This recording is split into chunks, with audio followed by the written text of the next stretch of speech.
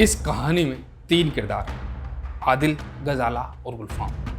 तीनों के बीच प्यार, विश्वास और धोखे का ऐसा खेल खेला गया जिसकी कीमत सिर्फ एक जान ही नहीं बनी बल्कि कई रिश्तों को चुकानी पड़ी। आदिल एक गंभीर और शांत शख्सियत जो अपने परिवार और बीवी से बेइंतहा प्यार करता है। एक ऐसा इंसान जिसने अपनी ज़िंदगी की सारी खुशियाँ अपने परिवार में ढूंढी। उसकी दुनिया थी उसकी पत्नी गजाला और उसका छोटा भाई गुलफाम। गजाला जो थी वो एक आकर्षक लेकिन रहस्यमयी, जिसकी आंखों में एक अनकहा दर्द और दिल में खतरनाक चाहत थी। गजाला आदिल की पत्नी जो बाहर से मुस्कुराती थी लेकिन उसके दिल में एक ऐसी चाहत थी जो उसे उसके पति से दूर किसी और की बाहों में खींच रही थी। गुलफाम आदिल का छोटा भाई, हंसमुख लेकिन अंदर से बेचैन, जो अपनी भाई की बीवी के लिए अपने दिल की धड़कनों को रोक नहीं सका।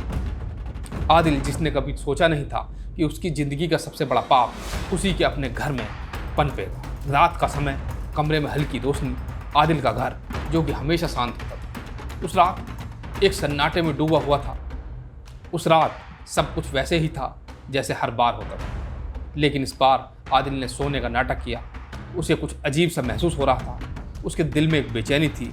उसने आंखें हल्की सी खोलकर देखा और उसने जो देखा उससे उसकी रूह को हिलाकर रख दिया। वह बिस्तर पर लेटा हुआ था, आधी खुली आंखों से देख रहा है कि उसके कमरे का दरवाज़ा धीरे से खुलता है। गजाला और गुलफाम हाथों में चाय का कप लिए अंदर आते हैं। दोनों एक दूसरे की आंखों में देखते हैं, एक गहरी नज़र से जो एक खौफनाक सच को छिपा है। वे एक दूसरे के करीब आते हैं और इसी दौरान गजाला का हाथ गुलफाम के हाथ में होता है।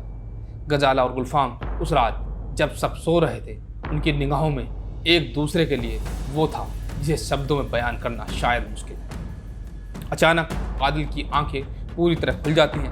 वह देखता है गजाला और गुलफाम बहुत करीब आ गए हैं। गजाला का हाथ गुलफाम के चेहरे पर था और दोनों के बीच की दूरी खत्म हो जाती है। आदिल की सांसें रुक जाती हैं। उसकी आंखों में बेइंतहा दर्द और गुस्सा है। उसे समझ में आ जाता है कि ये सिर्फ धोखा नहीं बल्कि एक खतरनाक खेल है जिसका अंत बेहद खौफनाक था। आदिल के सामने था उस धोखे का एक खौफनाक सच जिसकी उसने कभी कल्पना भी नहीं की। वो समझ गया था कि उसके अपने ही घर में उसकी आंखों के सामने उसकी दुनिया तबाह हो रही थी, लेकिन ये तो बस शुरुआत थी। आगे जो हुआ वो किसी के भी खून को जमा देने के लिए काफ़ी था।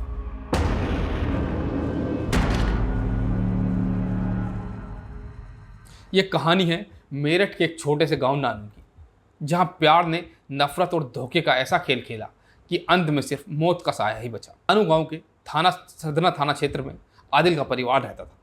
आदिल, जिसे उसकी मौसी ने गोद लिया था, गांव से ही दूर मेरठ भूमिया पुल के पास अपने घर में रहता था।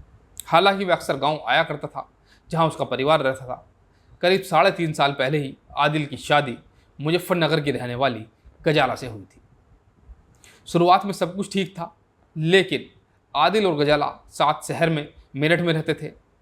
लेकिन जैसे ही समय बीतता गया, गजाला के दिल में एक नई चाहत ने जन्म लिया। गजाला और आदिल के साथ रहते हुए गजाला की मुलाकात हुई आदिल के छोटे भाई गुलफाम से, जो कि गांव नानू में रहता था। गुलफाम की आंखों में एक अलग चमक थी जब उसने पहली बार गजाला को देखा। गुलफाम ने मुस्कुराते हुए कहा, भाभी, ये चाय क्या आपने ही बनाई है? बड़ी लाजवाब है। इस पर गजाला ने हंसते हुए कहा, हाँ, पर तुम्हारी ये तारीफ असली है या बस यूं ही? गुलफाम ने छेड़ते हुए कहा, अगर झूठ बोलता तो ये हंसी नहीं देख पाता। दोनों की हंसी के बीच कुछ अनकहा सा था। ये सिर्फ मजाक या तारीफ नहीं थी बल्कि एक शुरुआत थी गुलफाम और गजाला के बीच पनपे प्रेम की। गजाला को गुलफाम की बातें बहुत अच्छी लगने लगी थी। उसकी बातों में एक अलग सा आकर्षण था जो आदिल में उसे कभी महसूस नहीं हुआ। और फिर एक दिन जब गुलफाम ने गजाला की तरफ नज़रें उठाई तो उसने अपने दिल की बात कह दी। जब गुलफाम ने अपने प्यार का इजहार किया और गजाला से बोला, मैं आपसे कुछ कहना चाहता हूँ, गजाला ने हैरान होते पूछा, क्या हुआ गुलफाम? आज तुम इतने संजीदा हो? गुलफाम ने धीरे से कहा, मैं नहीं जानता कि ये सही है या गलत, लेकिन मैं तुमसे प्यार करने लगा हूँ। गजाला कुछ पलों के लिए सन्न रह गई। वो चुप हो गई। उसे यकीन नहीं हो रहा था कि गुलफाम ने ये क्या कह दिया, पर उसके दिल में भी कुछ तो था जो उसे रोक नहीं पा रहा था। गजाला ने धड़कते दिल के साथ गुलफाम से कहा, यह गलत है, हम ऐसा नहीं कर सकते। गुलफाम ने कहा, मैं नहीं जानता कि यह गलत है, लेकिन मैं अपने दिल को कैसे रोकूं? तुम्हारे बिना अब मुश्किल है। गजाला के मन में एक झंझावात उठने लगा, एक तूफान सा उठ गया। उसने कुछ देर सोचा, लेकिन फिर उसका दिल जीत गया और वो हार गई। गजाला आह भरते हुए कहा, शायद मैं भी खुद को रोक नहीं पा रही हूँ। गुलफाम दोनों ने एक दूसरे की तरफ देखा और वहाँ से उनके रिश्ते की शुरुआत हुई। अब जब भी आदिल गांव जाता, गुलफाम और गजाला एक दूसरे के साथ वक्त बिताते। गजाला पहले से ही नशीली गोलियां मंगा कर रखी हुई थी। जैसे ही आदिल घर लौटता, वो सबसे पहले चाय बनाती और उसमें वो गोलियां मिला देती। चाय पीते ही आदिल और पूरा परिवार, जो घर के बाकी सदस्य थे, गहरी नींद में सो जाते और उस समय गजाला और गुलफाम एक दूसरे के साथ वक्त बिताते थे, जैसे उनकी दुनिया में कोई और न हो। गुलफाम गजाला के करीब आते हुए कहता है कि देखो, अब हमारे पास पूरा वक्त है, कोई भी हमें रोकेगा नहीं, कोई हमें टोकेगा नहीं। गजाला मुस्कुराते हुए कहती है कि कभी कभी तो मुझे डर लगता है, कहीं ये बात किसी को पता न चल जाए। लेकिन गुलफाम उससे कहता कि डरने की कोई बात नहीं है, जब तक मैं तुम्हारे साथ हूँ कोई तुम्हारा कुछ नहीं बिगाड़ सकता, तुम फिक्र मत करो। कोई कुछ नहीं जान पाएगा। लेकिन जैसे ही समय बीतता गया, उनके बीच रिश्ते में एक डर भी शामिल हो गया। दोनों जानते थे कि ये खेल बहुत खतरनाक है, लेकिन वो इससे खेले जा रहे थे। वो दोनों ही छोड़ने के लिए तैयार नहीं थे। एक दिन जब आदिल घर लौटा तो उसने देखा कि सब कुछ अजीब सा है। हर बार की तरह इस बार भी चाय पीने के बाद उसे नींद आने लगी, लेकिन इस बार उसने नींद का नाटक किया और देखना चाहा कि हो क्या रहा है। ये हर बार ऐसा क्यों होता है कि जब मैं घर पर आता हूँ तो मुझे नींद आ जाती है? कुछ गड़बड़ ज़रूर है। आज मुझे देखना होगा कि ये सब क्यों हो रहा है। आदिल ने अपनी आधी खुली हुई आंखों से देखा कि गजाला और गुलफाम आपस में बातें कर रहे हैं। दोनों एक दूसरे के बहुत नज़दीक आ गए और आदिल आंखें बंद करके कमरे में पड़ा था। दोनों को लग रहा था कि वो नशे में है, लेकिन वो चाहकर भी कुछ न कर पाया। पर यदि आदिल चाहता तो वो अगले दिन पुलिस को इन्फॉर्म कर सकता था, लेकिन उसने ऐसा नहीं किया। और मन ही मन सोच रहा था कि गजाला, तुम ये कैसे कर सकती हो मेरे साथ? ये धोखा तुम मुझे कैसे दे सकती हो, और वो भी मेरे भाई के साथ? नहीं, ये एक सब सपना था, वो सोच रहा था, परंतु ये एक सच था। आदिल का दिल टूट गया था। उसने सोचा भी नहीं था कि उसकी बीवी और उसका भाई उसकी दुनिया में इस तरह से आग लगाएंगे। लेकिन ये दोनों तो उसके साथ ऐसा विश्वासघात कर रहे थे जिसकी उसने कभी कल्पना भी नहीं की थी। गजाला और गुलफाम को ये आभास हो गया था कि आदिल को सब कुछ पता चल चुका है। आदिल चाहकर भी कुछ नहीं कर पा रहा था। इसीलिए उन दोनों ने फैसला किया कि आदिल को हमेशा के लिए ख़त्म कर देना सही रहेगा। दोनों ने आदिल की हत्या का प्लान बनाया, आदिल को रास्ते से हटाने के लिए, क्योंकि वो जान गए थे अगर वो जिंदा रहा तो कभी भी वो अपना प्यार नहीं पा सकेंगे।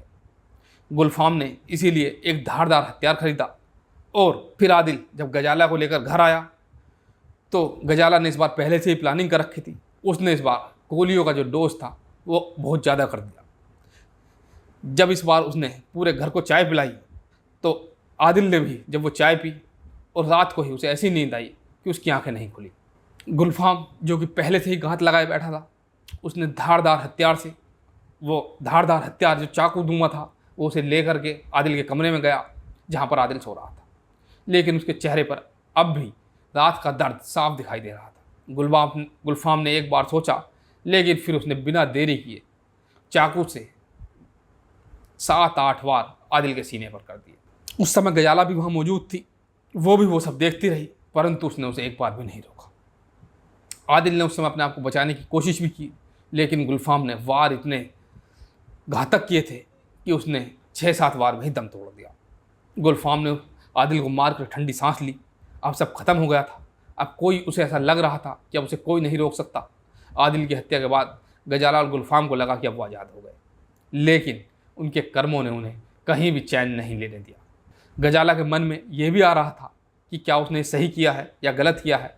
ये प्यार था या पागलपन, ये तो नहीं कह सकता, परंतु अब वो दोनों ये प्लानिंग कर रहे थे कि हमें क्या करना चाहिए, क्योंकि जो काम उन्होंने किया था उसकी सज़ा तो उन्हें मिलनी ही थी। वो वहाँ पर उसके मौत के घाट उतार चुके थे। आदिल और गजाला ने अब प्लानिंग की कि अब मौके से फरार हो जाए। वो उसकी बॉडी को वहीं पर छोड़कर मौके से फरार हो जाते हैं। लेकिन 2 दिन बाद ही पुलिस ने गुलफाम को गिरफ्तार कर लिया और उसके बाद जब पुलिस ने उसे सख्ती से पूछताछ की तो उसने सारी कहानी बयान की। गजाला अब भी फरार है, पुलिस की गिरफ्त से दूर है।